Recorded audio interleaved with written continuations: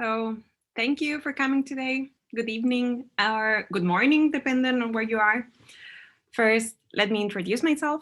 My name is Agustina Andrioleti from Rautenstrauch-Joest Museum. I will be one of your hosts today and the person who will moderate the Q&A at the end of the session. Welcome to our panel discussion, Benin 1897, Cologne 2021. This is the first international debate following the roundtable discussion on 29th April, where the representatives of the most important German museums with Benin bronzes in their collections agreed to conduct the first restitutions in 2022. The idea today is to touch on different angles of what does restitution mean, which further steps will now be taken, and what happens when restitution itself is seen as museum work. We're opening the event with a short video message by Henriette Reca, Mayor of the city of Cologne. I will play that for you, and we will meet here again in 2 minutes. So.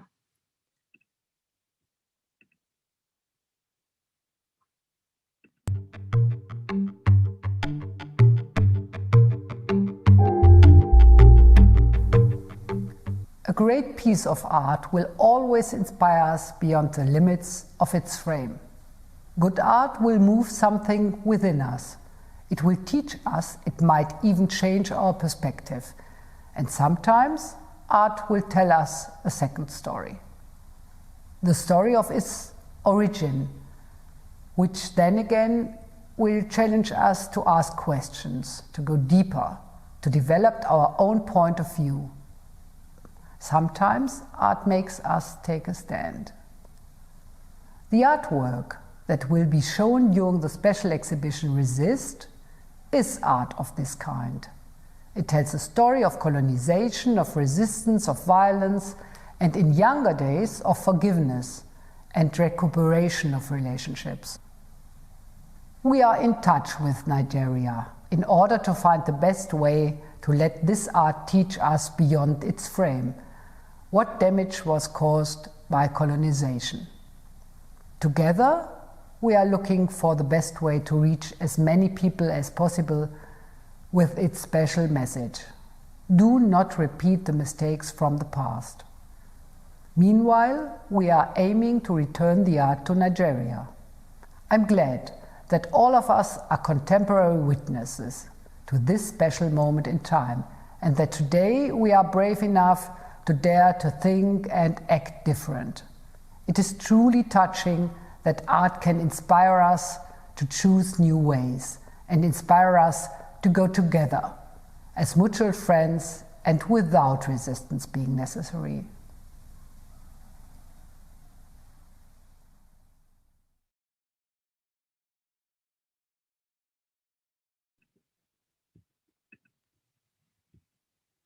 So, after these words about what art can mean and the willing of the representatives of the city of Cologne to discuss and act in the context of restitution, I'm glad to welcome our main speakers. Dr. Andreas Görgen, Professor Dr. Hicks, Dr. Peju Layiwola, Enoti Ogbebor, Professor Dr. Siraj Rasul, and Nanette Snoep. Nanette Snoep has been the director of the Rautenstrauch-Joest Museum, Cultures of the World, since 2019. Before that, she worked at KÖLN Museum in Paris and was the director of the State Ethnographic Collections of Saxony. She has created many international exhibitions about issues of colonialism, violence, and colonial trauma. I invite Nanette Snoep to present the event, introduce our guests, and start the debate. But before that, I would like to make a quick note. At the end of the discussions, the speakers will answer questions from the audience. And as we are a large group today, I will ask you to type your questions in the chat. I will read them and get back to you in case there is a follow-up. And now, here's Museum Director Nanette Snoep. Please feel free to begin the conversation. Yeah, good evening, everyone. I'm really honored to welcome you in this digital space. Thank you very much for joining us. After those very strong and moving words of our Mayor of Cologne, Henriette Reca, and I really would like to thank her for her support. One can notice that it is more than clear that this is a very special moment in time and that we have to be brave enough to act. So I would like to inaugurate this discussion in the series of conversations on restitution and justice in the context of our exhibition Resist.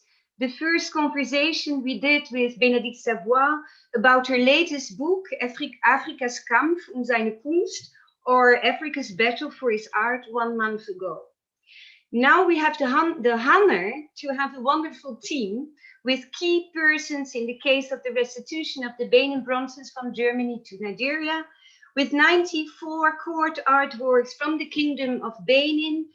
We, the Rautenstrauch-Joest Museum, Cultures of the World, preserves the 4th largest collection of Benin bronzes in Germany. In order to better understand why and in which context we are organizing this event, I would like to explain shortly what this exhibition is about.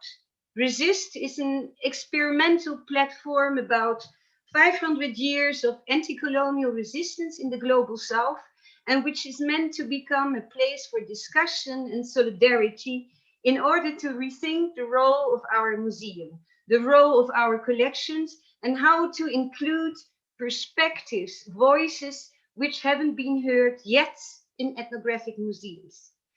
This exhibition is with more than 40 contemporary artists.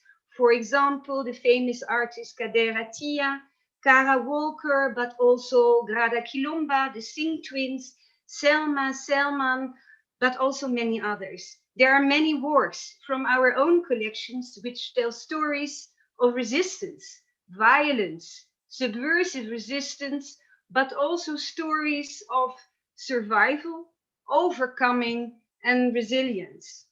We've created in Resist 4 autonomous spaces curated by activists and artists. One space about the first genocide of the 20th century of the Nama and the Herero people, created by the Herero activist Esther Mwanyangu and the Nama activist Ida Hofman, who explain their battle for recognition and reparation. The second space has been curated by the Roma curator Timea Junghaus about Roma resistance and the battle for self-determination.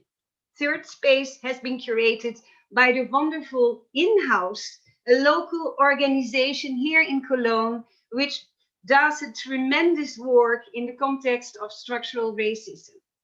And last but not least, the fourth space, where we have invited you, Peju Layiwola, who fights for restitution since decades and make people aware of the importance of the royal art from Benin City, the absence in Nigeria and this presence in Cologne. In this space, she shows the entire collection of the 94 royal artworks which have been looted by British soldiers in 1897 and later mostly acquired by the museum and by the family Rautenstrauch in London between 1897 and 92. Besides this, she shows her own works and works of other Nigerian artists dealing with the loot of the Benin bronzes. For several years, the Rautenstrauch-Joest Museum has been seeking new forms of cooperation with the countries from which the objects in its collection originate, and we would like to develop a new ethic of international cooperation in which restitution plays an essential and crucial role, whether it is tangible or intangible, whether it is symbolic or very concrete. Restitution is often seen as an individual and final act, an end that can even threaten the existence of a museum's collection and research work. But what happens when restitution itself is seen as museum work? We understand repatriation as a gesture of fairness and solidarity. The debate surrounding the restitution of cultural objects originating from a colonial context have intensified and changed in recent years. What seemed hardly conceivable 5 years ago has now become, or almost, museum practice. Thus, 2 weeks ago, under the leadership of the Minister of State, Mrs. Grütters, and the Federal Foreign Office, the 5 most important German museums with Benin bronzes in their collection, Berlin, Saxony, Hamburg, Cologne, and Stuttgart, and their representatives agreed on the first restitutions in 2022. In this discussion, we aim to shed light on the historical and violent context of the looting, to convey the emotional connection with the works and the history of the destruction in contemporary Nigeria, as well as to outline the latest political developments in Germany and Cologne. Our aim is that one better understand the high emotionality of this debate, this very special moment in time. Will this lead to a kind of reconciliation? Will it facilitate repair, the colonial wound? That is our question. So our discussants, I have the honor to have a wonderful panel, but I start with the women. This is women, female solidarity. So I start with the great women, my friends and amazing artist, Peju Layiwola. Perhaps you can show yourself, but maybe because of technical problems, your camera is out. But Peju is also professor of art history at the University of Lagos, Nigeria.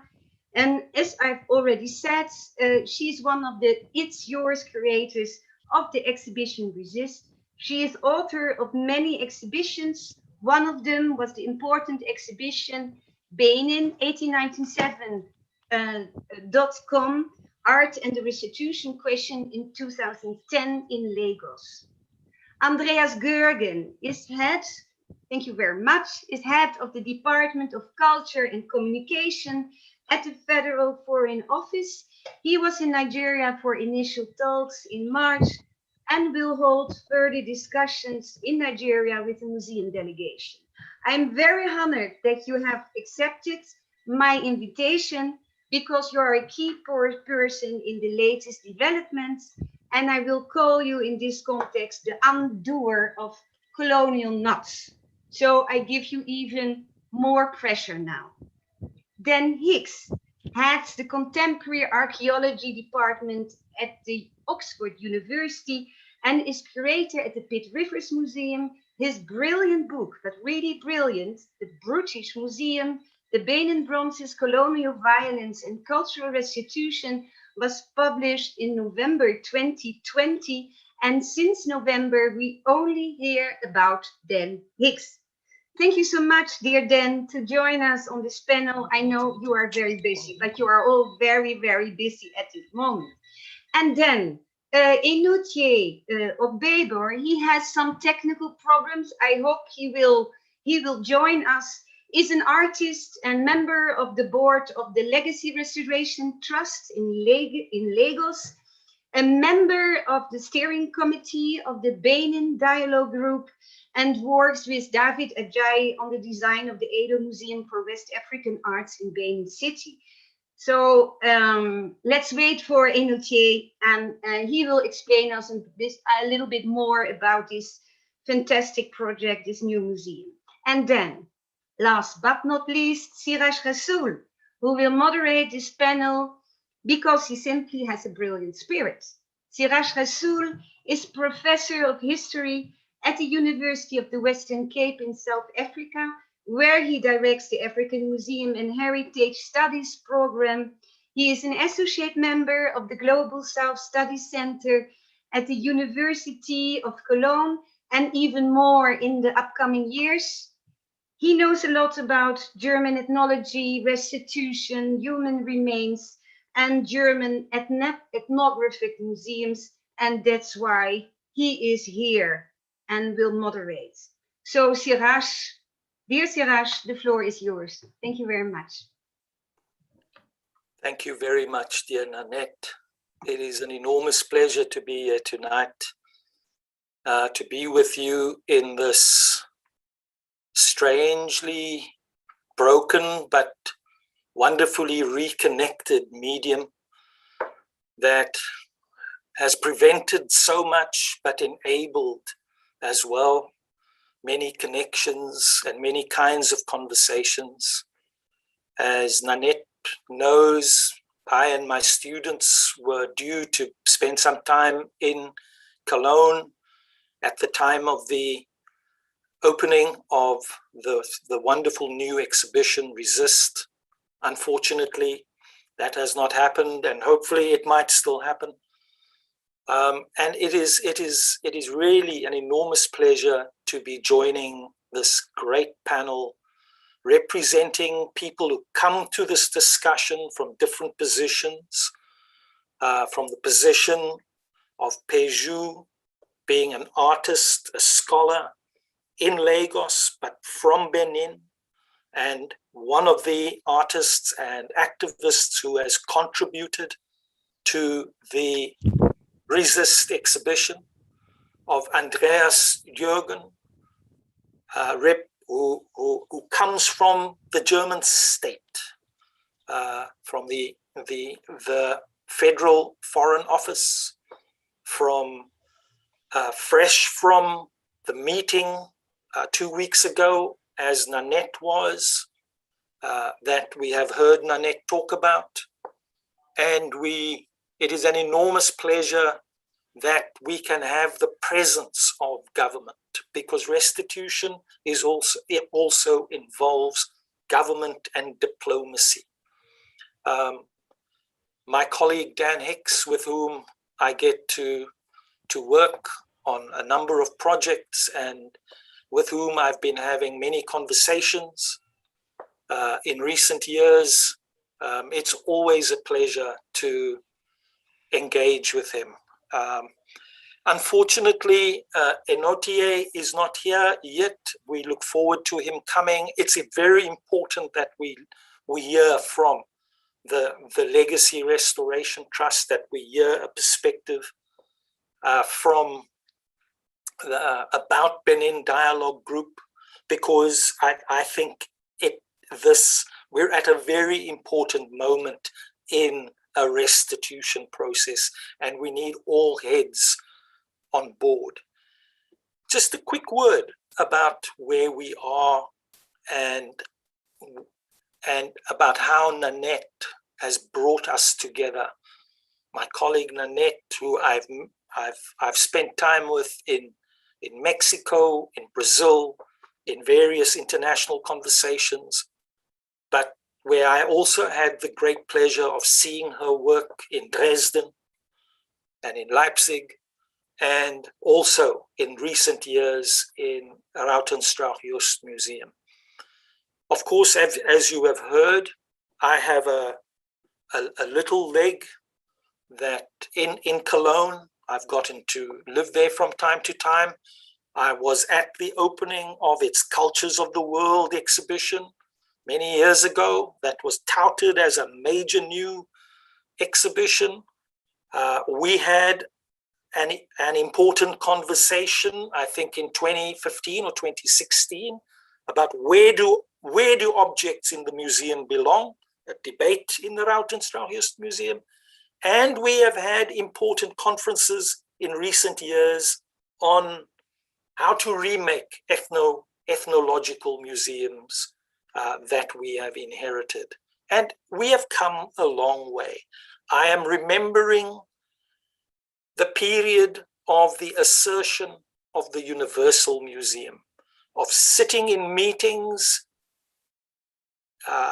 in Mombasa, being lectured about how it is important that Africans in Britain need access to African objects, and that these objects are being curated by African curators anyway.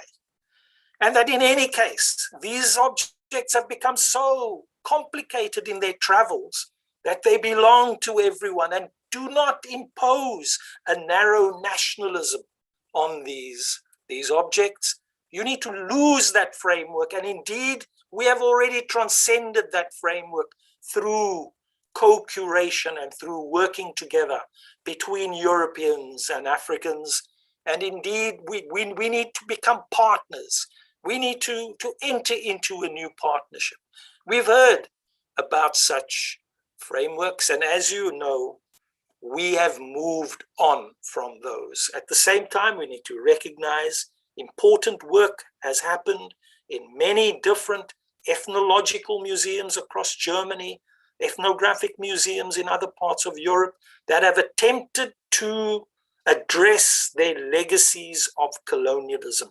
How do you turn yourself into a museum of world cultures has been one of those challenges. And one of the frameworks that emerged, as all of you will be aware, is the framework that we think of as driven by a concept of entangled collections, of objects having complex entangled biographies that link different societies. And we need to recognize those entanglements and enter into partnerships, make arrangements of loans, and start working together in a magnificent era of international cooperation. And there have been important models. There have been models of bringing artists into the ethnographic museum to work with the collection.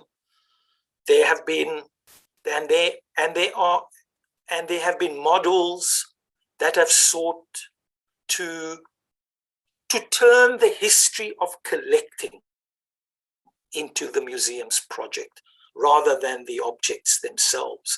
Very interesting directions that we have had. This exhibition that has opened in the Rautenstrauch-Joest Museum is perhaps one of the first times that a museum has sought to interrogate its ethnological history through the idea of Widerstand or Weerstand, of resistance, through the idea that in the object you can see not just an essence of who people are, not an essence, not an ethnicity, but you can see a history of resistance. And this is a move by which an ethnological museum wants to reinscribe itself as a history museum, in a sense, of a museum about African and societies from other parts of the global south in which they are rendered historical. And one of the elements in this exhibition that we have heard Nanette talk about is the sections, the special rooms that have been called, It's Yours, curated by different activists, curated by Peju Layiwola, who I'm very pleased to have spent some time with in Leiden 3 or 4 years ago, in a discussion which I must say at the time was geared towards trying to get us to accept this framework of entanglement. But it was an extremely valuable discussion that we had in the Leipzig Museum.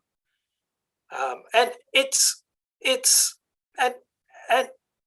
of course, other colleagues, such as Ida Hoffman, Esther Munjangwe, have also participated in the making of these special It's Yours rooms. I look forward to seeing more about those rooms. But this is an argument of rethinking the ethnographic along the lines of resistance. So we need to begin by thinking about how we have gotten to where we are tonight in this discussion. We have gotten to this discussion not because simply European governments, the German government, has changed its mind. We have gotten to this point not because Dan Hicks wrote an important book that is moving mountains called The Brutish Museums, that is getting him called by his own government, some kind of wokish activist professor, that is getting him lambasted in the British press, stirring up that debate in Britain, which is just, I mean, it's like a comedy show. It's like a soap opera as we go from day to day in those important discussions and engagements, because these are public discussions that we are having. They're about the health of our public culture. And as Andreas has put it, this is about the integrity of our international relations system. This is about our very humanity. But our starting point needs to be about the resistance that has led to this point. We need to know about the history of the resistance on the question of the looted art from 1897 and the persistence of that resistance. And I want to turn to Peju, who has worked on this question for many years, who has produced exhibitions, who I've heard on at least one or two occasions talk about these matters, and who I have listened to on the digital version of the Resist exhibition. Peju, if I can ask you to unmute yourself and yes, can you hear me? Yes, beautifully. Okay. Tell us about the resistance that has led us to this point. Well, thank you so much. I'm going to start by saying that I had an exhibition, my solo exhibition in Benin, on Benin in 2010, which was titled Benin1897.com. And that was to call attention to the injustice that occurred in 1897 in Benin City when British soldiers, sacked the city. And this came from a place of having traveled to Vienna to witness the Benin Kings and Rituals exhibition. And I came back after listening to the speeches that were made by the Royal Majesty of our Dawa's brothers, who talked about how nostalgic it was for them to see the exhibition pieces about, I think there were about 300 plus works that were exhibited there. And I came from that exhibition thinking about how to do a response to that, and also to invite scholars from the African continent to write and speak about what they thought about this episode. So for me, I thought it was also important that a lot have been written about Benin from the outside. So it was important to also hear the voices of African scholars and African scholars. But then in 2003, I'd been involved in a project, known as the Broken Memory Project, which was the idea of a French anthropologist, Bernard Mollet, and he was looking at what it means for an objects that have been taken violently from a culture or from a community, what that absence means. And I did some work with the Guild of Broadcasters in Benin, and I realized that a lot of them were looking through publications that emanate from the West as artificial filters to access the culture, to go through the processes of making art that had been done by their predecessors. So all of this got me thinking about how I could do an exhibition that could bring attention to that, particularly as the exhibition did not come to Nigeria. And the discussions at the time did not go in that direction. Nobody was talking about this huge, important exhibition that opened in Vienna and traveled to Berlin, Paris, and closed in Chicago. In fact, I had the honor of giving a lecture that closed the exhibition, the 2-year-long exhibition in the Art Institute of Chicago. So that was a starting point. Now, while I was doing my work, I also came across other artists, one based in Belgium, his name Monday Midnight, who was doing a musical version of 1897. And I thought we could partner, and I began to, contact him, correspond with him via the internet. And that began my inquiry into looking at how artists were also engaging and clamoring for Benin objects. So that is my own little bit about that. But then at the time this exhibition opened, it wasn't very important. It wasn't something that was being discussed. It wasn't something that was interesting to talk about. The issue of restitution was not on the front burner people were not discussing. In fact, people thought it was anathema at the time. And so it was pushed aside. It's held at two university campuses, University of Lagos and University of Ibadan. In fact, I did that so that we can have scholarly engagement, scholarly discussions about the Benin objects, the issues about ownership, copyright issues, why we need to pay for the use of objects, use of images of Benin objects, and what it means also for you to teach about your culture from the outside. So that was the framework for the exhibition that I had. So coming back, fast forward to 2021, there's so much going on now about restitution, and I'm just like wondering, wow, the sudden change and how every museum is now wishing to return objects to Benin. So I would say that the other projects I've done in Benin was in 2014, which was Whose Centenary Project, and that was also inspired by the culture of Benin and the story of Benin, where I invited a number of other artists, about 10 of them, poets, performance artists, to engage with this theme. And we went to Benin and did this iteration along Igun Street, where the Benin broadcasters actually live and work. So for me, these are ways in which artists have been engaging with this theme and expressing themselves and expressing, because they also feel that these works need to be in Benin City. The same way that European artists have engaged, avant-garde artists have engaged with them when they appeared in Europe about the turn of the 19th century. So I think that these are things that this is a topic that I was working on, and found that a lot of other artists were also doing the same. And these artists who are put in this exhibition, it's yours, also expressing their own ideas through the works that they show in the exhibition titled Resist and Resistance. Yeah. Thank you so much, Peju. I wonder whether I can now turn to Andreas.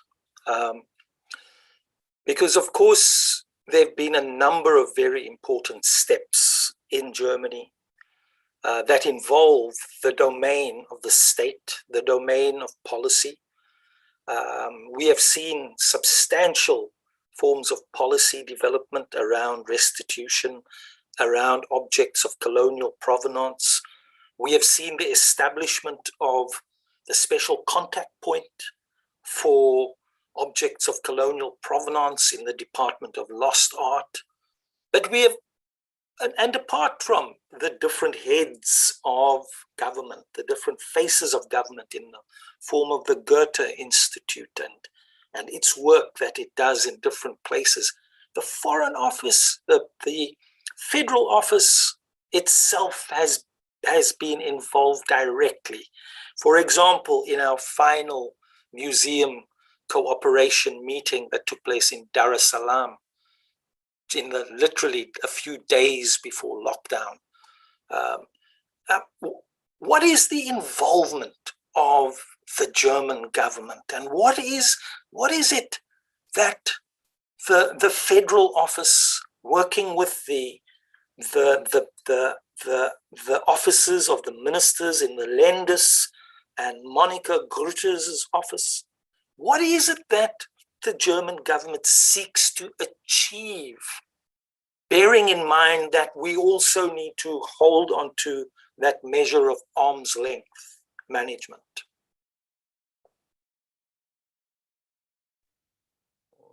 I try to unmute myself, but in front of the complexity of your question, I would prefer to stay muted. Let me try to answer on three different aspects. The third aspect is about what is cultural policy. And this is perhaps a very German approach to cultural policies, that you do not see us as a foreign ministry, because we consider that to a very large extent, cultural policies is better working out if you leave it up to civil society institutions. So we might finance all the Goethe Institutes by 250 million a year. We might finance exhibitions. we might finance the German academic exchange service. But usually we try to avoid that you identify cultural actions with a governmental identity, because it's not a governmental identity. Civil society institutions are transmitters between the society and the policy. So that's on the first aspect. What is cultural policies? And perhaps nobody has seen it, but the government, when the government stepped in, he had written in his treaty about the coalition between the Social Democrats and the Christian Democrats, that museums cooperation is an issue to be dealt with and to be enforced over the next years. So in 2019, I started to finance via the Goethe Institute, the Museum's Future Lab. Then we financed, in addition to the annual budget, the conference in Dar es Salaam.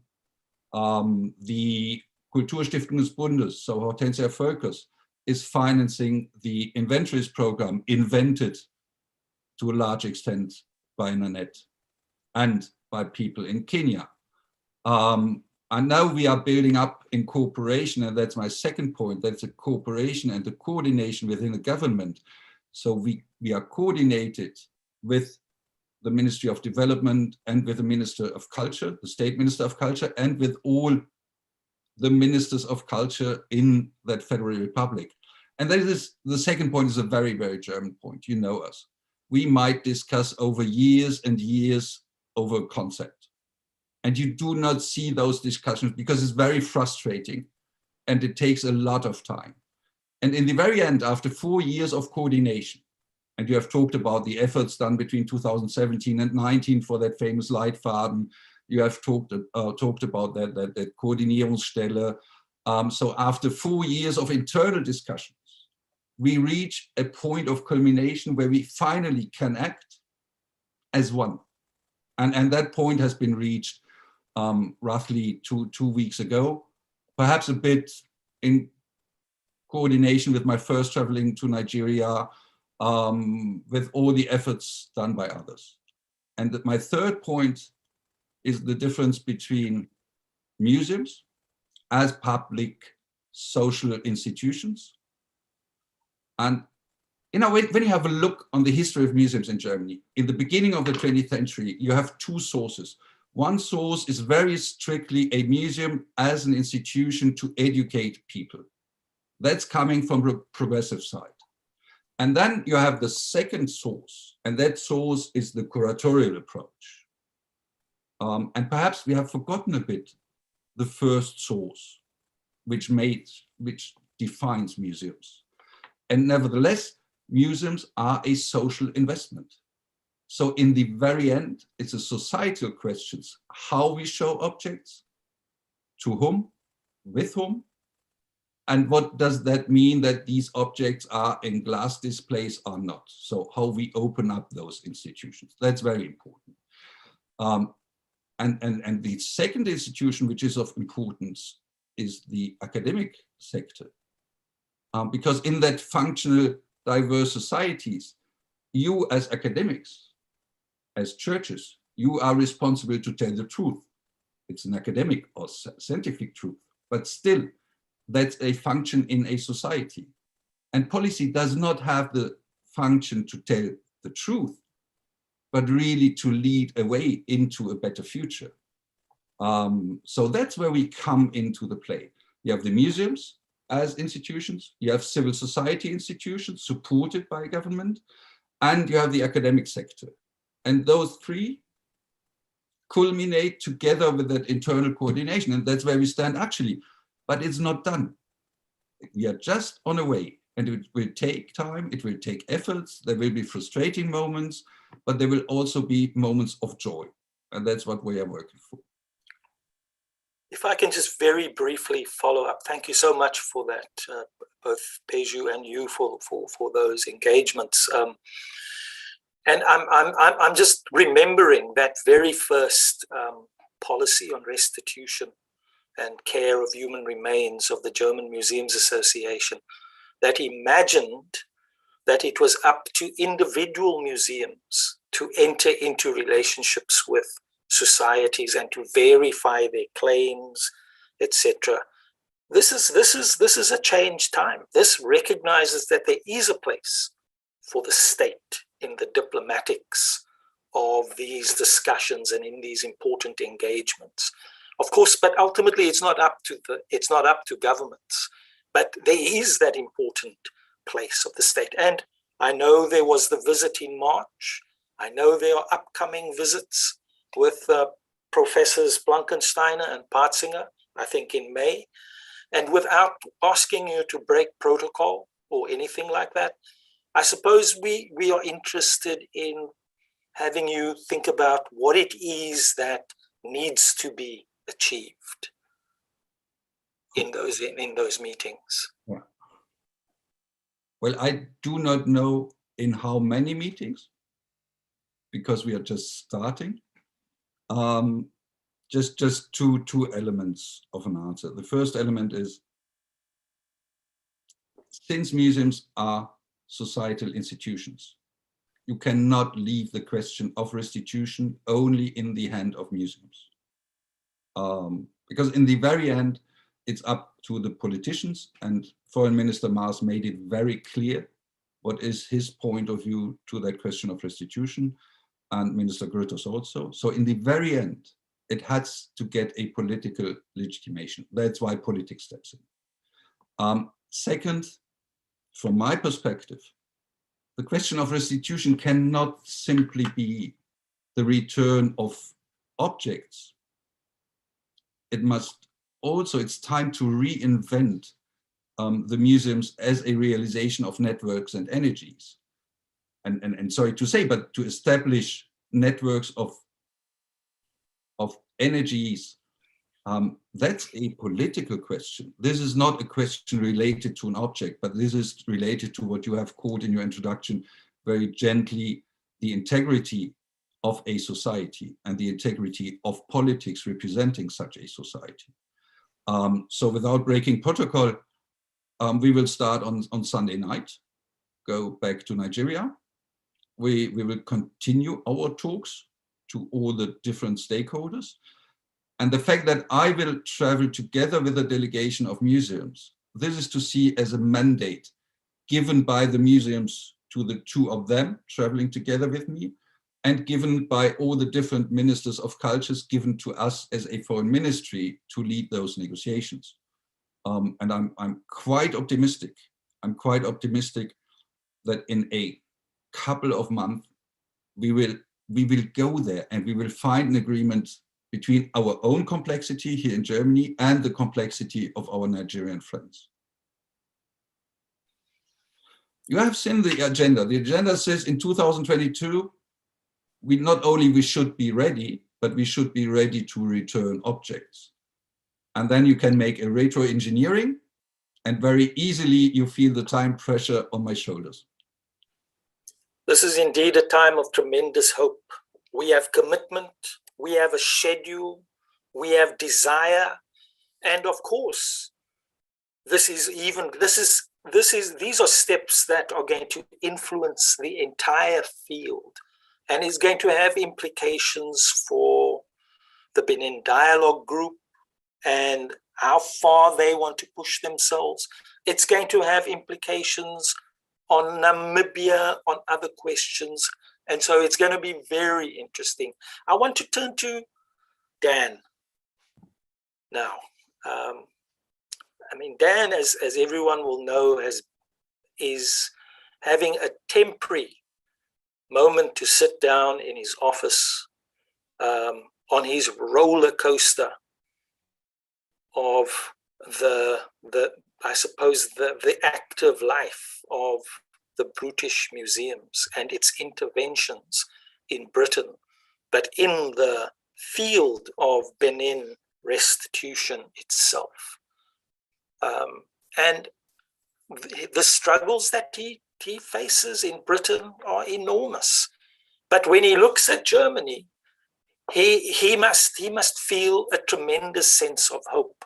And I also know, I'm very aware that Dan is very careful in his thinking about what the place is of the European curator in these debates. So let me ask you, Dan, about the sense of hope that you might have when looking at Germany, at the struggles that you think are to be faced in Britain, and how that might play out, and also how you as a scholar, as a curator, with this kind of collection, what is your place in advancing the cause of restitution?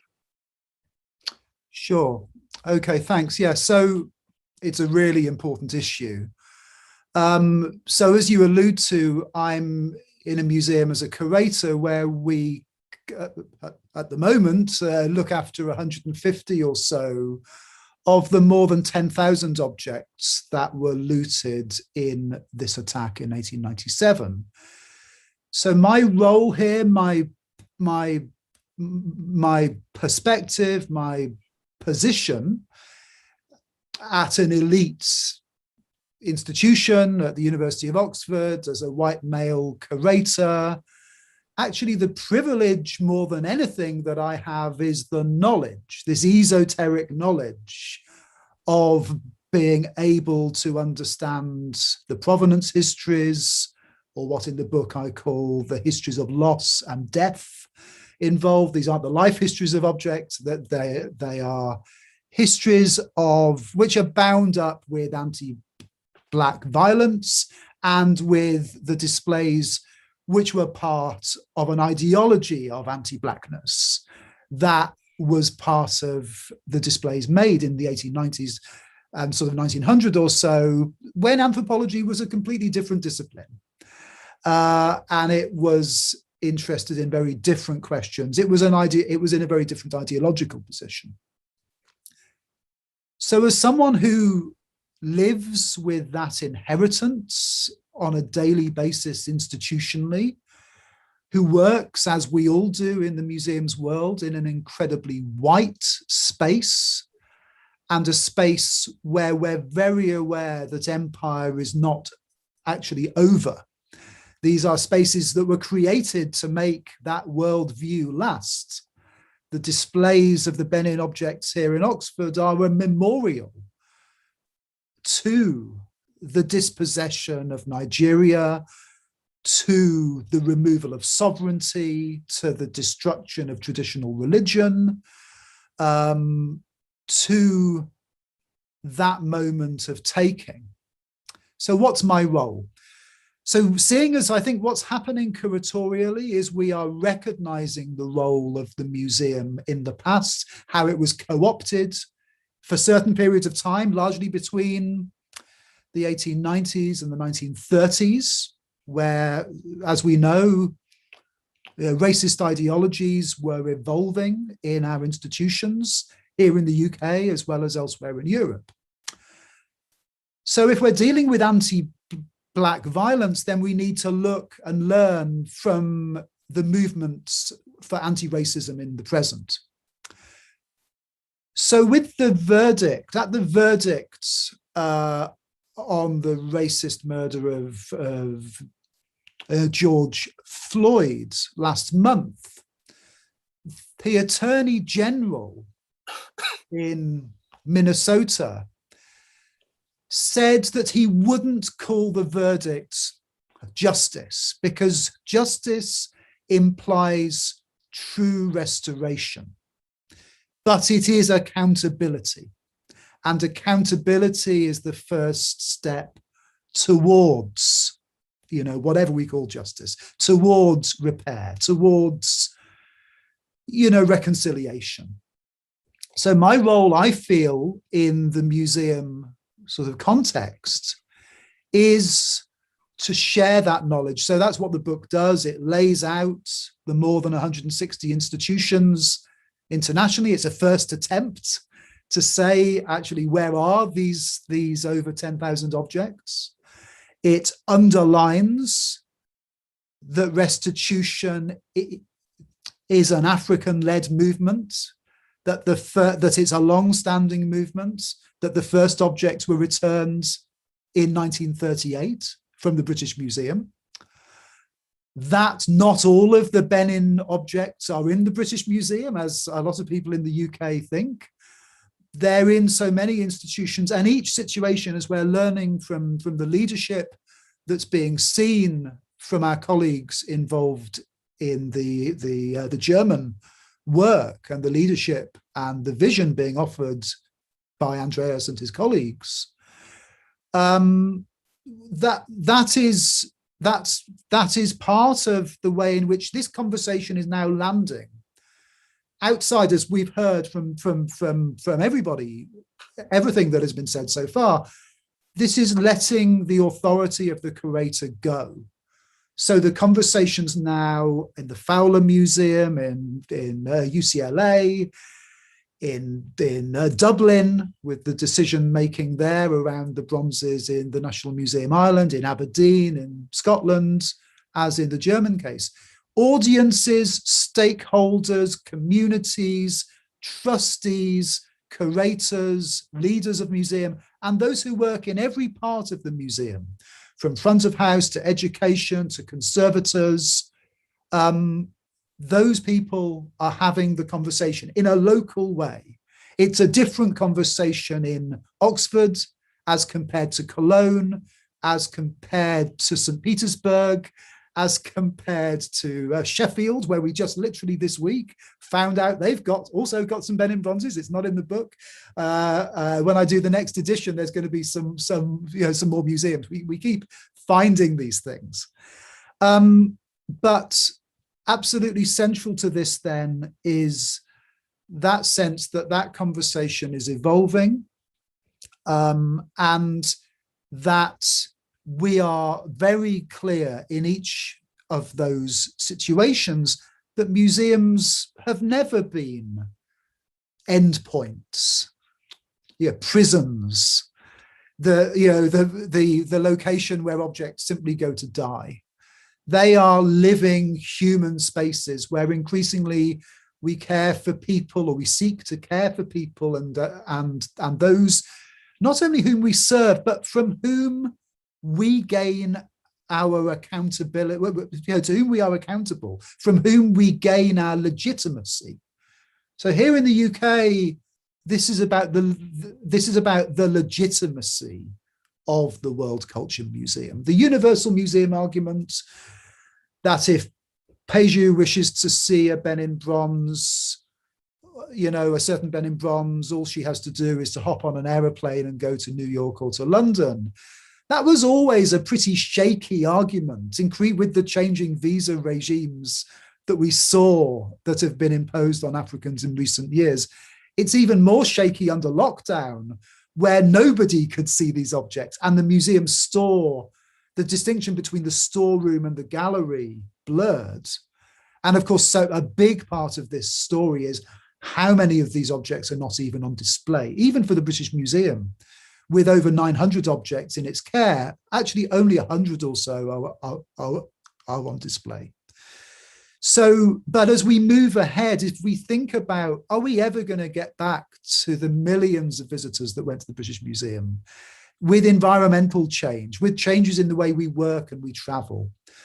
This is a time for these objects to be returned, and what's happening now is the global conversations in so many different pockets around the world that are really leading that way. Thank you very much, Dan. Really expansive and generative. Nanette,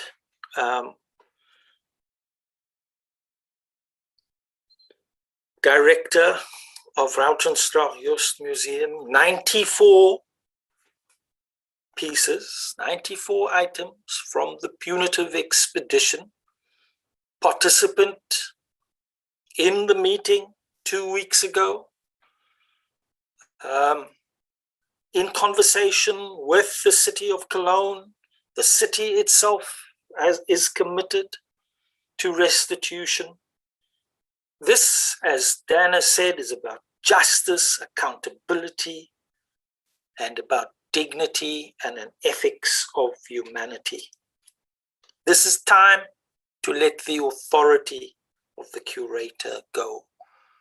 Why is restitution so important for you as the director of Rautenstrauch-Joest Museum? And what does restitution mean for you and for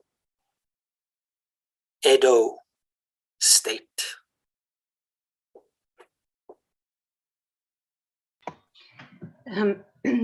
I worked since 1995 in ethnographic museums and started at the Museum of Mankind, even before the KÖLN Museum. And one of my very first, what I remember was one of my very first experience in the Museum of Mankind, that there was a visit, a delegation of New Zealand, and they wanted to see their ancestors. And I was as a young volunteer in the department of the collections from the Pacific, and the curator, she died for a long time, so that's why I can speak about it. She said to me, Nanette, I will close this part of the storage because they cannot. It's not possible that they can see this part of the collection, to see their ancestors. So I must say that after 25 years, I'm very happy and really moved. And that's why I said at the beginning, it's also an emotional debate. It's not, we are speaking about colonial wounds and colonial traumata. And that's why I always wanted to work in ethnographic museums, because I had that impression that the role of ethnographic museums is actually to try this attempt of repairing the colonial wound, even if we do not succeed to repair, but at least showing the wound and to try the first actions to facilitate to heal this wound. So for me, it's restitution. What I experienced as director, as curator, as scientific assistant in the Museum of Mankind, in the KÖLN Museum, in the Saxonian ethnographic museums, and in Cologne, I see that restitution is the only way to repair.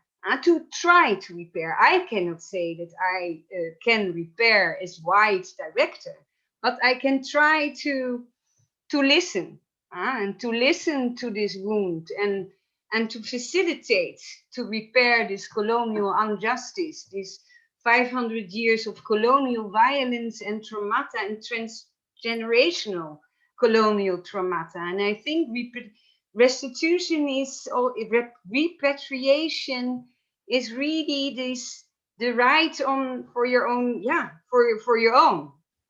for your own destiny. And I think this is, so restitution, whether it is tangible or intangible, it's not up to me to say, but I think restitution is really the crucial role if we want to continue this kind of buildings we call museums. And that's why I like my work in museums, and I really think it's not the end, restitution. It's just a beginning, but we have to act, and that's also what Dan Hicks writes in his book. We not just showing the wound and say, oh my God, here we have 49 Benin looted artworks, looted by British soldiers in 1897, because this is also colonial violence, post-colonial violence, to speak about injustice, and that's it. And that's why we make also this exhibition with those it's yours, those autonomous spaces. And that's why I really like this one quote of Esther Mwenyangu in her room about the Namibian genocide, first genocide of the 20th century. So she says, not about us, without us. And I think this is this is the museum. So, and restitution is that. Restitution also of voices.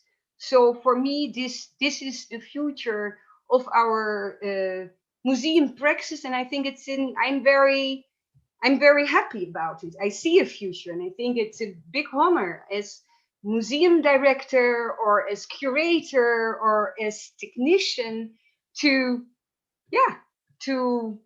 join this process for restitution and justice. So it's an act of solidarity and listening, and perhaps healing the wound. Thank you, Nanette. From what I can see, our colleagues Peju and Enotie are not with us. Enotie has had connecting problems. Peju also had low bandwidth and wasn't able to turn on her video.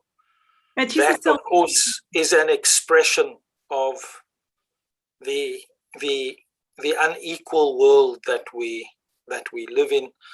But we have a full house of almost 200 colleagues who have an interest in these matters. It's very pleasing that they are with us tonight and listening in. But it's your turn to ask questions. And our colleague, Agustina Andreoletti, is ready and on hand to receive your questions. Thank you, Siraj, Rasul, for the the smoothly transition, and thank you all for this interesting and insightful discussion. I ask you to ask the audience to ask questions to the speakers. We are full today, full house. We have full house, so please maybe use the chat function, and then I will try to read the questions. And to warm up a bit, I will open the Q&A with the first questions for all of you. So I know it's not easy, but maybe could you tell us in one sentence, just one sentence, so short, what does restitution mean to you? I know it's tricky, it's not easy, but let's start. Do you want to follow up, Siraj? Do you want to start answering that? Yeah, if you like. I mean, it's quite a challenging phrase. The first thing is that I think we need to think of it outside of its legal, its political, and its museum technical frames in which we do need to think about. I think we need to think about restitution alongside other kinds of R words which are about restoration and which are about a kind of the recovery of society, because I am convinced by the scholarship, by the arguments of many, including of Sa Savoie, including our colleagues in Ghana, the Nana Aforiata Ayim, of all of our colleagues, that restitution is more than just a geographic movement of objects from one place to another, of a reinstitutionalization of the object. It requires a freeing of the object and a reconnection of the object that has life with the people and the societies from which the objects come. And that reconnection that comes from that kind of encounter, I think, is fundamental. And we are yet to see the power and the scale of what is going to happen when you have that kind of restoration. Of course, at the level of state and personhood, you do have questions of sovereignty, of incomplete sovereignty that are at work here. This is about completing some of the unfinished business of African independence. This is about our very Africanness. And so, you know, restitution needs to be understood along social lines. It is not just a legal, technical, physical transportation question, as important of those issues as those issues are. And certainly, from my point of view, in the German debate and the German discussions, people know I make this argument all the time. It's really unfortunate that our German colleagues in these evolution of these policies have divided the human remains restitution question from the material culture and documentation question. These two kinds of collections that got divided between anthropology and ethnology into different disciplines, different kinds of museums, were often collected by the very same scientists. And so we need to think about the objects, the artworks that we are talking about as ancestors, as missing persons, and it is very important to talk about these forms of reconnection, to learn, to develop a social language of what we mean by restitution. Thank you, Siraj. Maybe we can follow up with Peju. Are you there? Yes, I'm here. Thank you. I'd like to answer this question by referring to the 2014 Return of Objects by Adrian Walker, who was the great-grandson of Captain Herbert Sutherland Walker, who was a soldier who went to Benin, who was involved in the expedition.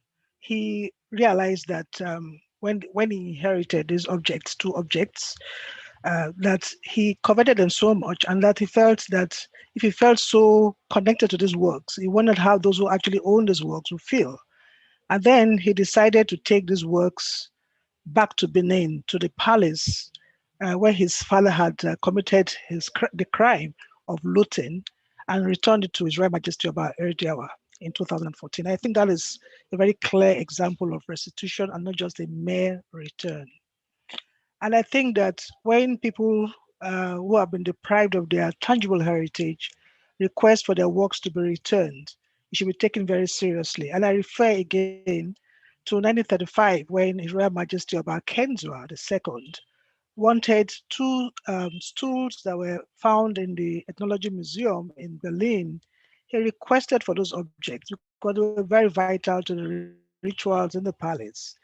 And it was only until 1937 that two plastic cast replicas of those objects were sent to him. He paid for those objects to have them in Benin. And again, in the 1930s, when the regalia of Oba Oburame, who was exiled to Calabar, were given to Oba Kenzwa II, it was reported that he was excited, he was very happy about receiving his grandfather's regalia. So I think these are very important in episodes in history. And I also say here that the Benin objects do not belong to an extant tradition. They are the heirloom of the Oba of Benin. They were taken from the bedchamber of the king. I mean, the very important pendant masks that you find in the Metropolitan Museum, the British Museum, in Stuttgart, and the Seattle Museum, were actually, he had connections with them, because these were images of the Queen Mother, and that's why they were actually in his bedroom. So those works were taken, they were plundered from the palace. And these objects still have a place in the culture. His Royal Majesty Obaewai II is on the throne. And in Benin, it is so important that the tradition of handing over from father to son is such a strong one, such that even the artifacts are also part of that. Do not forget also that the king gave gifts. He was the one that instituted the guilds that produced these objects. And he gave gifts to them when they did very well. He gave them coral beads.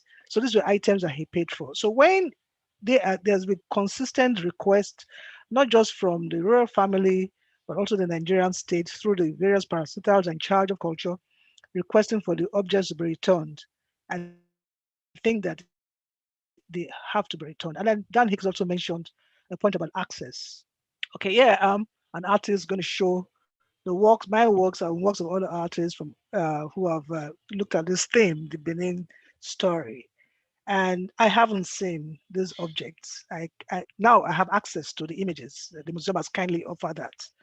But as a Nigerian scholar, an African scholar, I'll be seeing the works for the first time when I get to Cologne.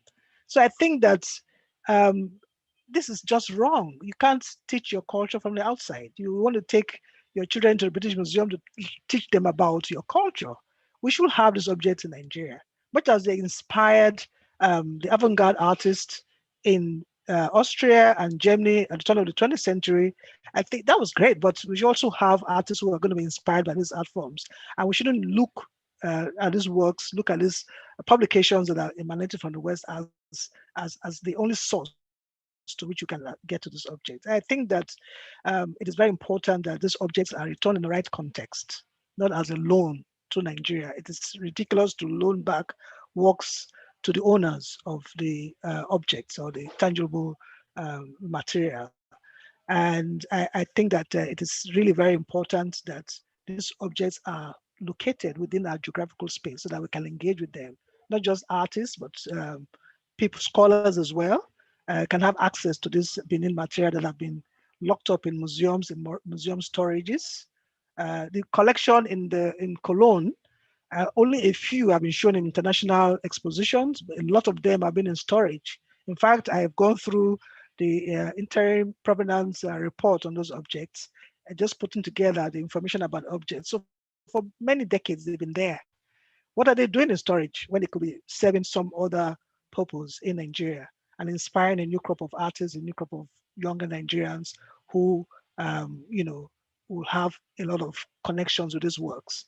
So I think that these objects do not have as much meaning in the West as they have amongst the people who created them.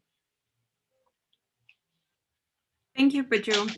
Maybe we can follow up with Dan Hicks. Is that okay for you? Sure, yes, of course. And so the question was, what is restitution? What does restitution mean for you? What does it mean? So yes, I mean, I think in order just to encompass actually one of the questions that's appeared in the chat, so restitution for me, from my position, is about giving back when asked. So this isn't about sending back, emptying out the British Museum, shutting down the pit rivers. There'll be nothing left. You know, in the case of the British Museum, we're talking about 900 objects out of 8 million objects held by the British Museum. Here at the Pit Rivers, we're talking about 145 objects, 150 objects out of 600,000 objects. So, you know, this is about the return, being open when somebody asks you for a return, you know, to seeing that through. So often the myths that were spun, and I think your last event was with my colleague Bénédicte Savoy, whose important book, Africa's Struggle for Her Art, underlines not the history of, not what my book does, the history of taking, the history of violence. She documents another kind of violence, which are the myths and the laws that were created from the Year of Africa in 1960, when 17, I think I'm right in saying, of the African nations got independence. Right from that moment, as she documents, and as you will have heard from her, the British, the French, and other European nations and curators compared notes on what lies to tell, on what laws to enforce. So the idea that Nigerians are incapable of looking after their own art, the idea that objects are safer here in Europe because if they're returned, they'll be sold off, or there'll be a war and they'll be destroyed. Well, my book shows examples of so many of the museums here in the UK that were shut down and everything was sold off, including the Second Pit Rivers collection, which is arguably, or was arguably, the most important of the Benin collections, and includes a number of objects which are now in the German museums.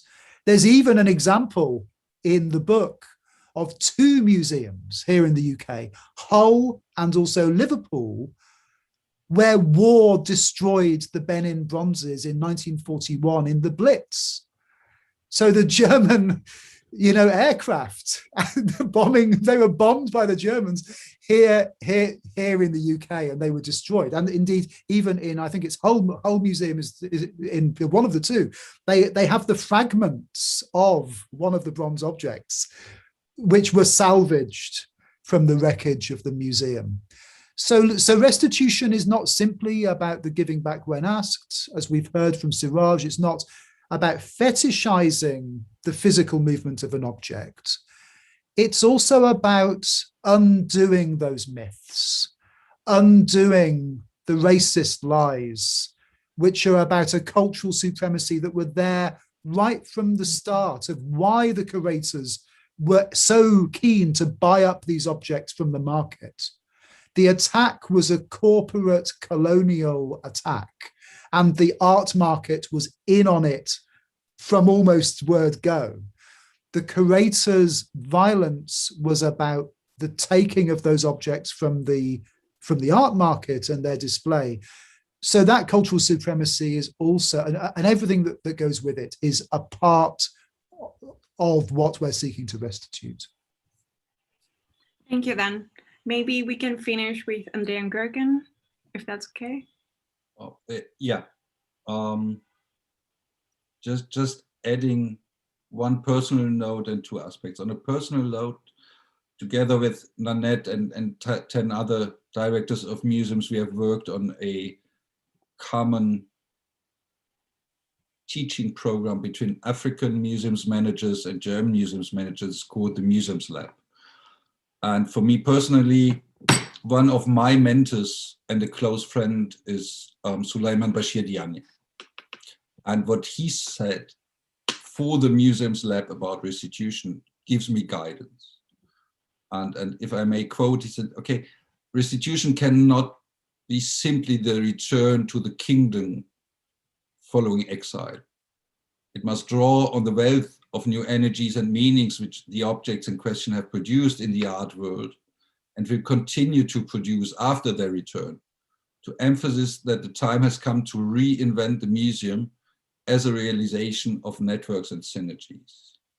So for me, and that reflects what Nanette said, it is really the reinvention of a museum. And that you might call it a healing place, as Nanette said, or you might refer to that film 20 years ago, A Night at the Museum, where the objects became to living once the cold look of rationality has disappeared, so that you can sense in what we would call the night of rationality, that you can sense the energy of objects, and perhaps that will have affect a tremendous change in the definition of what a curator may be. And the third and the last aspect is, it will touch our sense of property. For the moment we consider the return of objects, the restitution, as a loss and win situation. And this is purely in the, let me say, capitalist logic of our sense of property. And it's very important what Peju raised. We have to recognize that the ideas of, in brackets, property, belonging, may not reflect our European juridical or law definitions. And I think to that extent, it's very important that if those objects are objects of humankind, that there is a common responsibility also for the cultural infrastructures, also for the question, what might an institution as a museum be in Europe and in Africa? And perhaps there is a kind of custodial right to be exercised. I'm not talking about shared responsibility. I'm just talking about the responsibility of those who have objects in their storage for the meantime. Thank you, Andreas Görgen. Now I would like to start with the questions from the audience, as Nanette already answered that question in the introduction. So I will read a question from Andreas Seifert to you, Andreas Görgen. In the meeting on the 29th April, some museums with Benin bronzes were not taking part, like Munich, Frankfurt, or Bremen. What does this mean? Are they not taking part in the restitution? Can you maybe answer that? Okay, now it's getting very German. The museums are not the owners of the museums.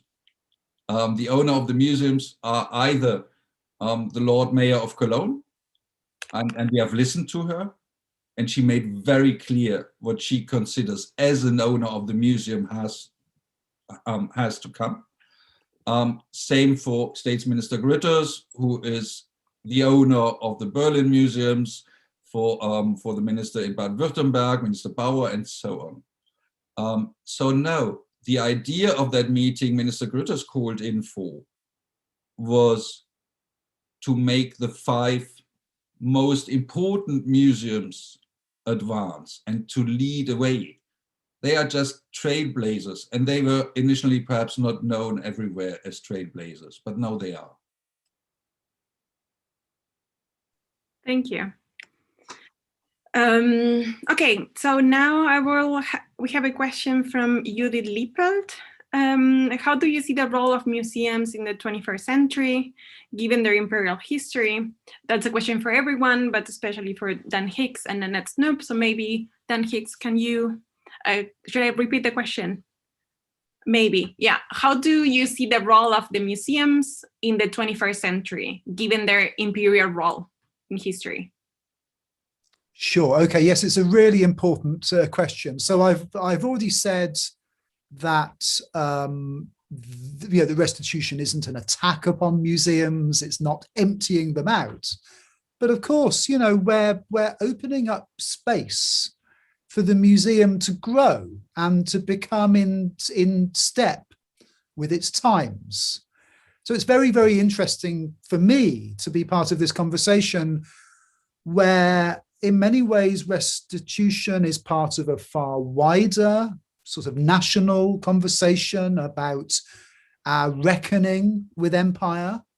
I'd compare it to the civil rights movement of the 1960s or 70s, where in an American context, a part of how racism was talked about was a recognition that racism isn't just like a psychological problem that we all seek to manage or to be aware of. It has a history.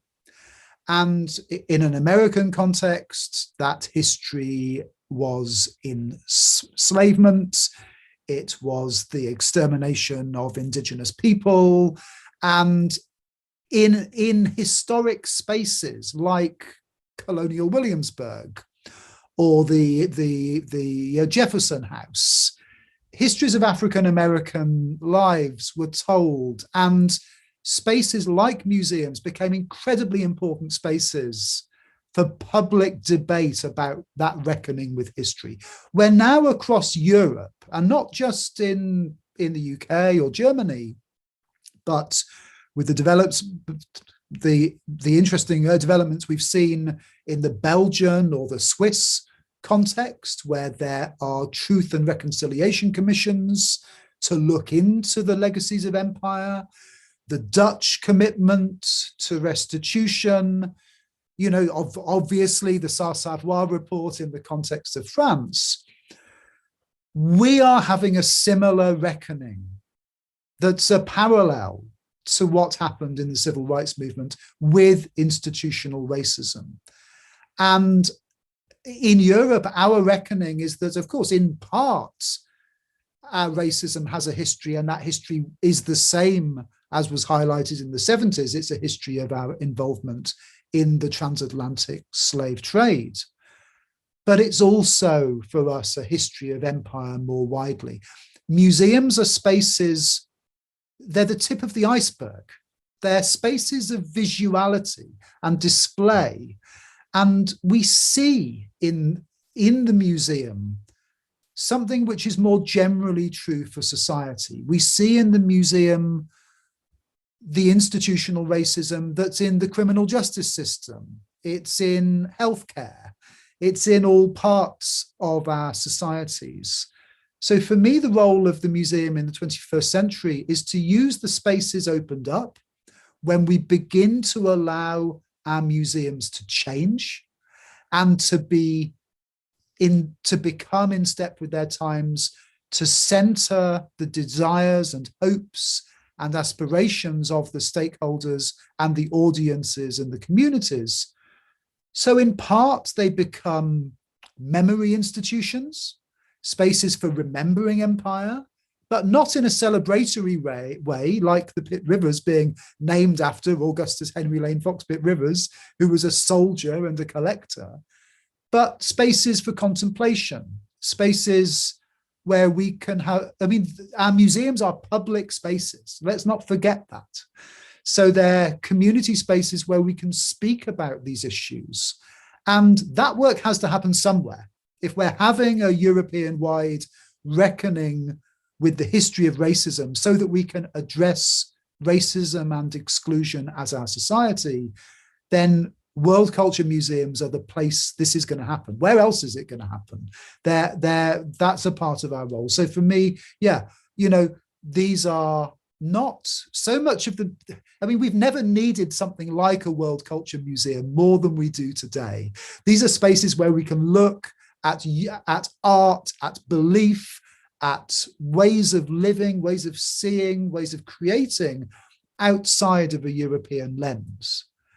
But in order to allow all that potential in these institutions, and so much of what they were founded for was that civic role, the social role of having a space to talk about creativity, design, technology, art, in that outward-looking way, we just have to remove this hurtful stuff, remove the cancerous material that has survived, and we've thought we're just going to shut the doors on it and ignore it. It's holding us back. It has a chilling effect, you know, upon our museums actually becoming what they need to become.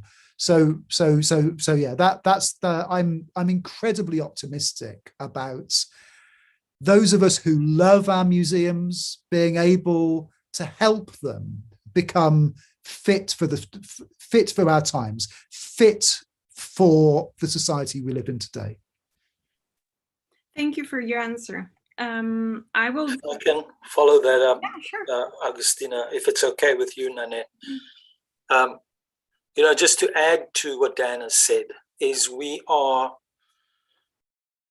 facing a very important moment in the history of the museum where its character as a regulatory and a governmental institution is receding, and where those functions of the museum, where citizenship is about teaching people where their place is in the order of things, is out of step, as Dan would put it, with the democratization of the world and placing the societies of the world on a more ethical footing. I have had the great privilege of being part of the society that has been a laboratory of social transformation, never getting it right all the time, but the creation of a society after apartheid has meant that we cannot live with the distinctions that we have held onto about the museum that makes a distinction between the civilized and the supposed uncivilized. That is an institution for the creation of a sense of tribe. That is an institution about the administration of races. This is what European museums are about. And it is time for that characteristic to be brought to an end, because we are talking about creating an anti-racist world.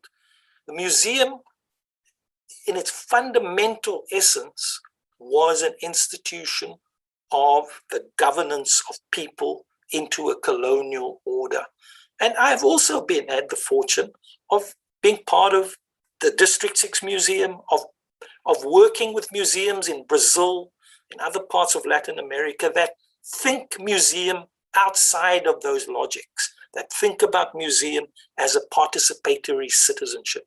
Museums are about people, not about objects.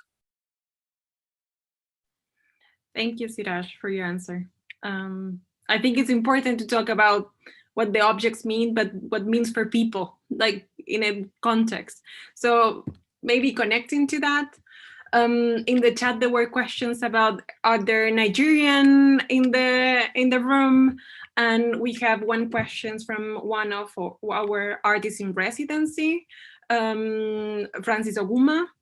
And so the question, I will read the question, and it's directed to Andreas Görgen. How come German schools don't teach about their colonial past to Germans, since most of our objects are currently displayed in museums here? So he's from Nigeria and wants to know about that. I do not have a good answer to that. I will not, since I'm working to change the status quo, I will not defend the status quo. So that's my only answer to that. There is no yes or no. There is just progress to be made. Yeah. So, okay, maybe connected to the exhibition and the work in the museum. And we have a question from two of our people working in the conservation department, Stefanie Lurtzen and Birgit Deppenbrock.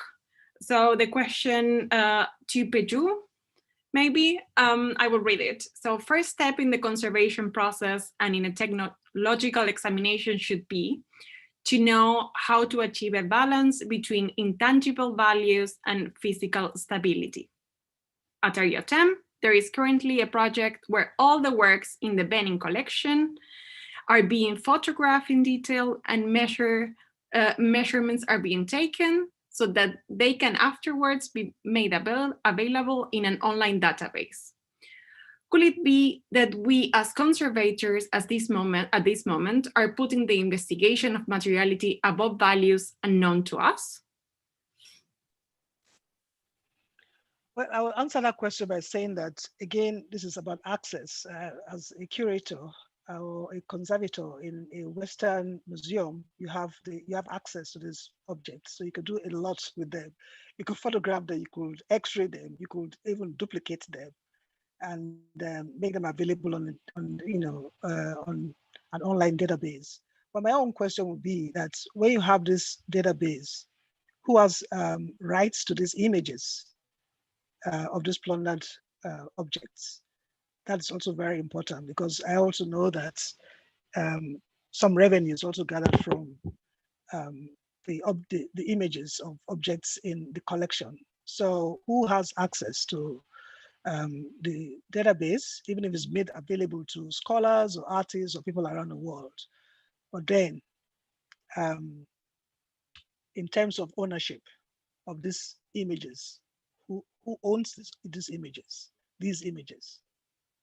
So that's a question for the curators in the house, perhaps. Someone would like to answer that question. Well, I guess, seeing as I'm the curator on the panel, I should start.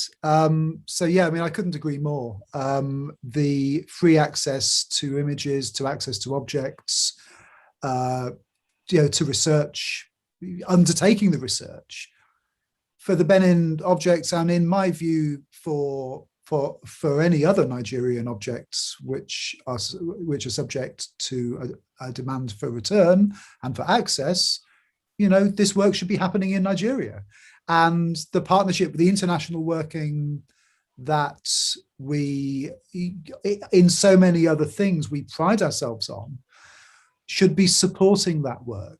And the partnership building, which needs to be honest and equitable, needs to involve not actually, you know, benefiting from intellectual property, which we have historically claimed, and which in some cases actually museums continue, some museums, I shan't name them, but, you know, continue to sell reproductions of Nigerian objects in their online stores for thousands of pounds. You know, this is work, this is, you know, whether it's about money, whether it's about knowledge, whether it's about access, whether it's the idea that images of 1897 should be, you know, copyright free in the public domain in high resolution.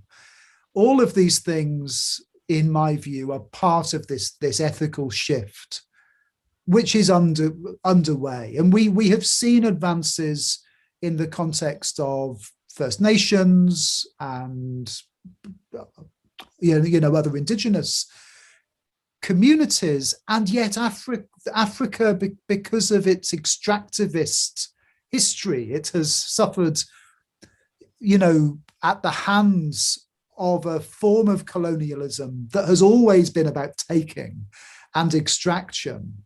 That lives on in these sort of practices. So yeah, I mean, I'm personally, you know, constantly advocating here at the Pit Rivers and elsewhere for images to be available for free. Some people make the point that if you give the images away, that anyone could use them. They could be misused by far-right organizations. I'm not sure I buy that, but I'm interested in the debate and the ethical evolution of our practices. But certainly the idea of anybody who is based in Nigeria being charged a fee to reproduce an image of the Benin attack of 1897 is simply wrong. And access to knowledge about objects, high resolution photography, and of course the return of the objects themselves has to be a priority. So I couldn't agree more. But also for your work, Peju, you know, which is so important and so inspiring. This is also about not only what we give in terms of a one-way operation, but how we can benefit in our museums and art galleries from African artists, such as yourself, who can bring the contemporary art into the spaces. I mean, if you're in London and you want to see African art, you can only see, actually normally you largely would go and see art that's 500 years old or is from ancient Egypt. You know, not so much of the most important contemporary art is coming out of the continent of Africa at the moment.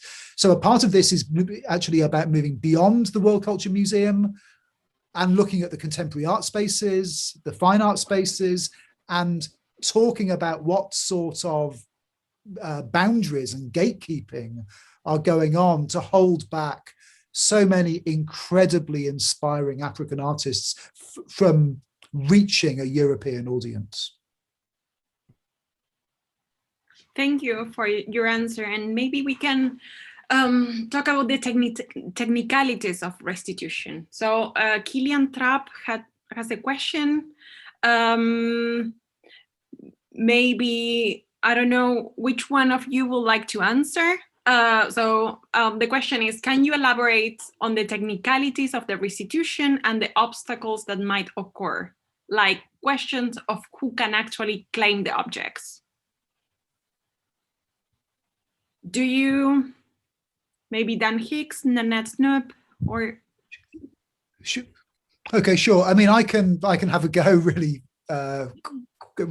quickly. So increasingly institutions in Europe are adopting formal policies. Here at the University of Oxford, we adopted a procedure for how to make a claim for a cultural object in the collections. And after I finish speaking, I shall Google it and put it in the chat. But importantly, what our sort of policy involves is it makes a commitment to this being an unconditional and a permanent return, and it doesn't add on those conditions that say that it has to be on display or it has to, we're going to worry about what happens to it next. And that's because really it's a point of principle. When we've been returning Holocaust loot and human remains for 30 years now on a very formal kind of process. And I don't know, we heard all these arguments back then that if you give something back, it might be sold. If you give something back, it might not be on display and it would be learned and people couldn't see it. When we give back ancestral remains to First Nations, we don't insist that they build like a racist museum to display their ancestors. Otherwise, we're not going to give it back. When we give back those objects, they are destroyed normally, they're buried, and they're given some dignity. So we need to remove ourselves from these conversations. The job of the curator, or arguably the government here, is to work towards undermining themselves in this process, not dictating what happens next, handing over to Nigerian hands the conversation over the fate of an object next. And indeed, in some cases, there will be different positions, but this is not a conversation that the Western Museum should be part of. So that's been our approach at the Pitt Rivers and at Oxford, all of Oxford's 4 museums and also the Bodleian libraries. If you look around, there are other approaches. I think the Dutch, in their approach, I was sort of disappointed to see that there is a line there about part of what's being considered is actually where the object will go next and what will happen to it next if it's on display and so on. But, you know, it's a very live and evolving area of our practice. Importantly, though, I would just underline, we have learned so much from returning Holocaust loot and from returning examples of ancestral human remains. So we are the experts in this, and it can be done. And it's a case-by-case basis. It doesn't happen overnight. I mean, my book talks about a decade of returns in the context of the Benin objects. Yeah, I hope that it isn't a legal process. It's a process of the professional procedures, and we're evolving our practices on a day-by-day basis. Thanks, Dan. Maybe a follow-up question to that one for you. Eli Abeke asks you, can you give an overview of how many works the UK has voluntarily returned to Nigeria since the 80s, the Festac phase being one of the popular ones? Sure. Okay. I mean, basically none, I think, is the short answer. The Festac mask, famously, one of the 5 known uniquely incredible artworks, which are these carved ivory hip ornament masks that show the Queen Mother Idia. One originally was in the Second Pitt Rivers collection, and when that museum was sold off, it went onto the open market and found its way to the Linden Museum in Stuttgart. So you have a Pitt Rivers object, actually a number of Pitt Rivers objects, but certainly that one in Germany. But the Queen Idia mask that's in the British Museum was famously asked to be loaned for this incredibly important celebration of African art in 1977. And the British Museum imposed such restrictions on insurance that the Nigerian government would have to come up with millions of dollars in order to allow it to go. It was essentially, even a loan was not possible at that time.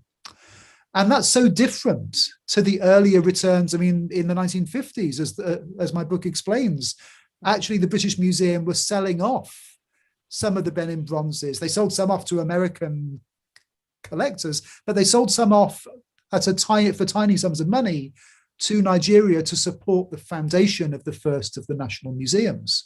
So there's a changing set of positions there, but I'm afraid you have to go back to the 1950s to see and indeed the 1930s to see returns in that case.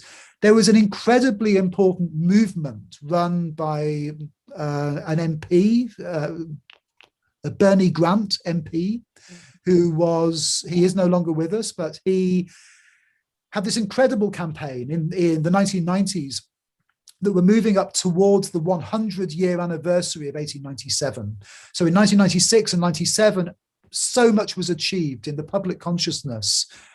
And at that time, I was a student, and so many of my generation continue to be inspired by that moment. As we approach the 125th anniversary of 1897, which will fall in the February of next year, for me, Bernie Grant's campaign is still going on, and it's reaping its successes. So many had dismissed it as a failure. The invention of the Universal Museum model in 2002 was one of the fingers in the dike that were being put up to try and hold back this movement for returns. But I mean, when we get to February next year, and when, I don't know if there will be vigils in the museums around the world, and I don't know whether poems will be read. I don't know how this will be marked in Nigeria. I don't know how it will be marked here at the Pitt Rivers, but the tone will be different to how it was in 96 and 97, because Bernie Grant was absolutely rightfully outside the Museum of Mankind shouting in a megaphone, you need to give these things back. You stole them. Now, as they begin to be returned, we can start a new phase, which is a mourning for some, it's a remembrance for others, it's a telling of truth, it's a moment of honesty and remembrance, but maybe not just accountability, but the beginning of some sort of a reparative justice. So I'm shamed that the answer is none. I'm shamed that we were giving back in the 50s and 30s and not in the 70s and 90s. But we're in a new moment now, and these things work by generation.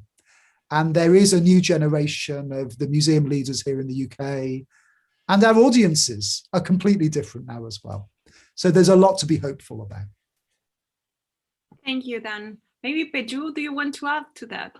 Yeah, just to add a bit to what Dan said, that the campaign that was he mentioned about Bernie Grant, it was also in collaboration with the Enogi of Obazua, Prince Edu Akenzwa. He made a case before the British House of Commons in 2000, the year 2000. So it wasn't just Bernie Grant, the Benin factor was also part of it as well, just to add that. Thank you. Okay, thanks. Yeah, that's absolutely a really important point. Thank you so much for adding that, Peju. And now maybe to Andreas Görgen, I have a question from Andre Burman. Which Nigerian stakeholders are around the roundtable in Nigeria? And is the Edo Museum of West African Art in Benin City the first place where restituted Benin bronzes will be brought to? Which other institutions are waiting?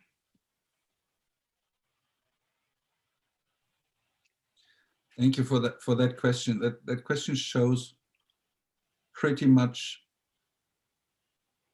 the complexity of what we are doing and the beauty of what we try to achieve.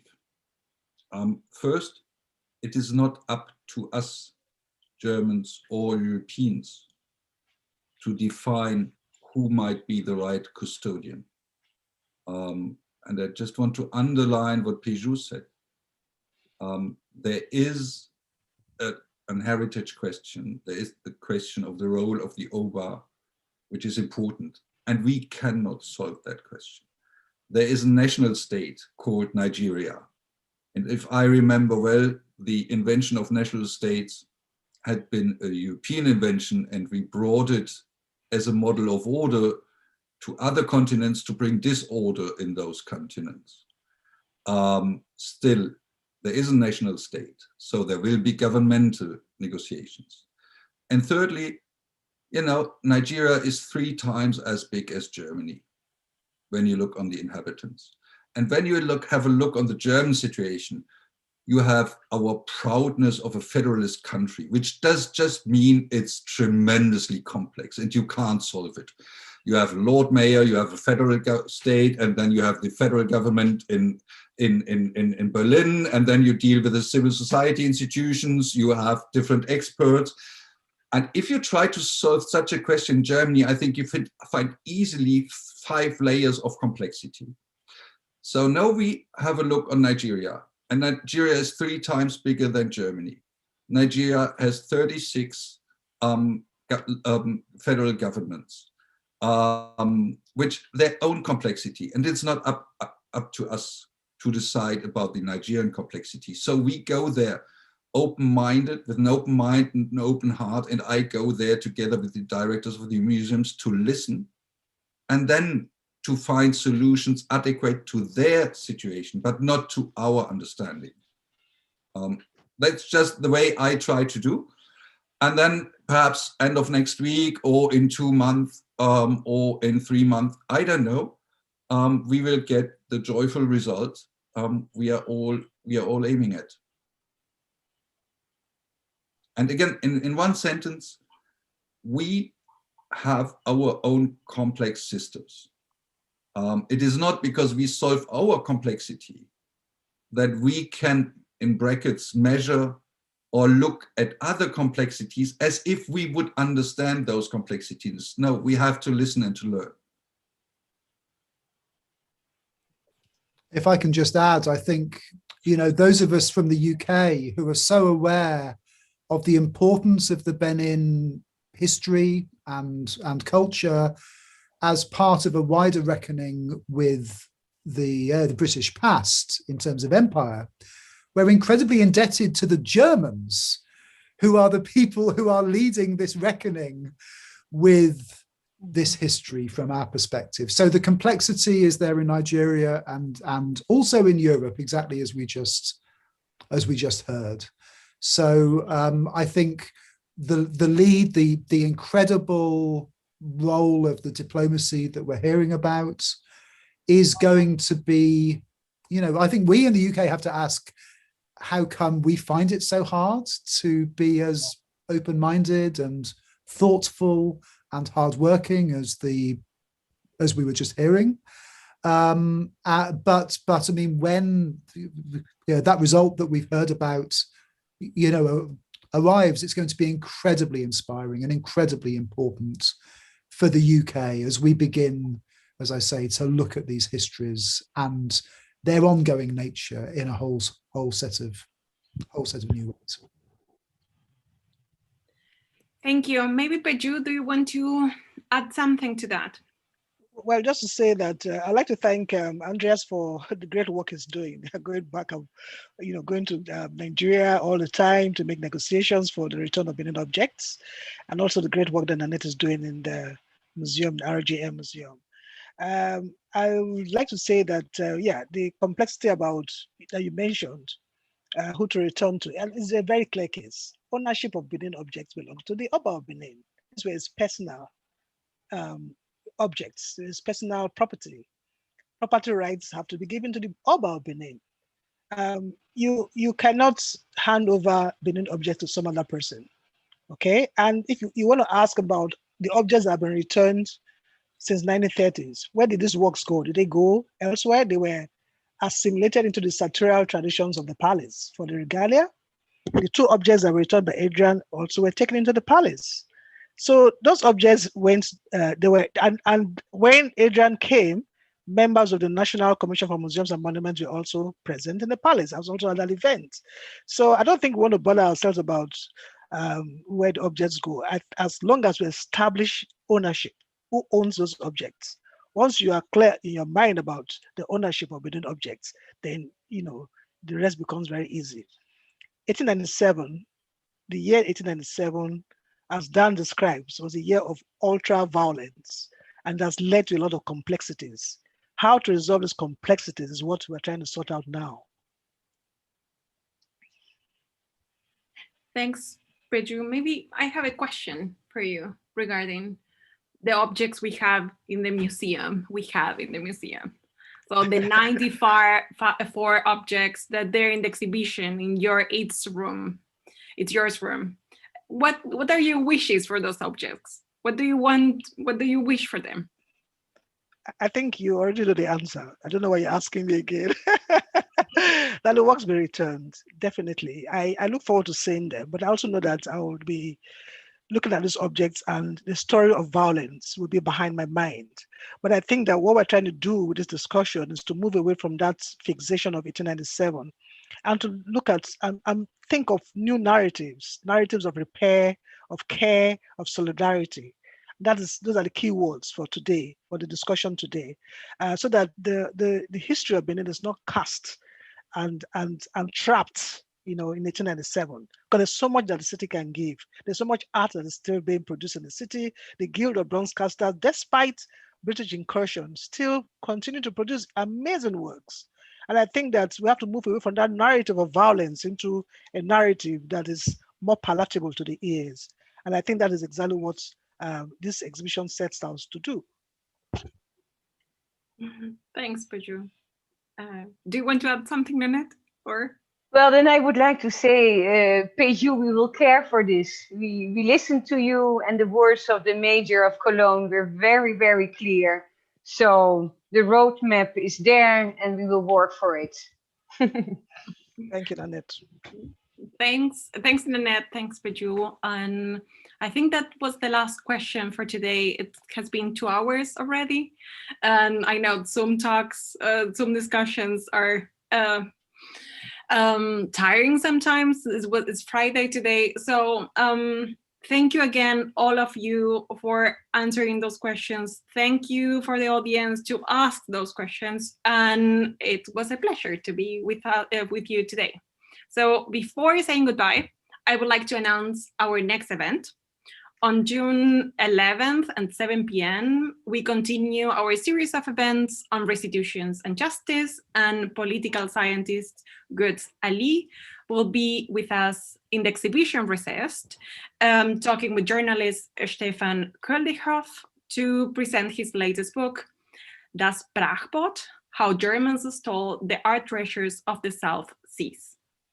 So where he focuses on looted art and the history of collecting in the Pacific. So in this way, we conclude the event today. Thank you all for attending. I hope we have more insights and ideas about how to act in the context of restitutions from our different roles in society. So I hope to see you again in June. Bye-bye. Thank you again. Thank you all. Thank you. Bye.